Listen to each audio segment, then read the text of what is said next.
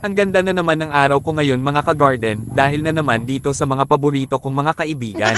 Pati ba naman ang tanim kong sitaw ay kanila na ding pinutakte. Kung papabayaan ko na lang ng ganito ay wala nang matitira sa aking mga tanim. Napansin ko na talaga na sobrang acidic na ang lupa dito sa aking pinagtaniman ko ng mga gulay. Kaya ang gagawin ko na lang sa susunod ay magtatanim na lang ako sa sako. Dalawa kasi kalaban ko dito mga ka-garden. Una ay yung mga manok at itong pangalawa naman ay yung kumakain ng mga ugat sa ilalim ng lupa. Unang tanim ko lang kasi ng gulay dito sa area na ito kaya sa susunod din na ito mauulit. Tuwang-tuwa na naman ang mga manok nito dahil mayroon na naman silang almusal ngayong umaga. Siguradong maraming protina ang makukuha ng mga manok dito dahil ang kakainin nila na o lalo ay mga vegetarian.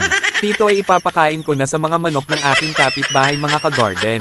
Para magkalaman-laman din sila kahit paano, at sa oras na mahuli ko sila dahil sa pagsira nila ng aking mga tanim ay titinolahin ko sila at bibigyan ko na lang ng isang mangkok ng tinola ang aking kapitbahay.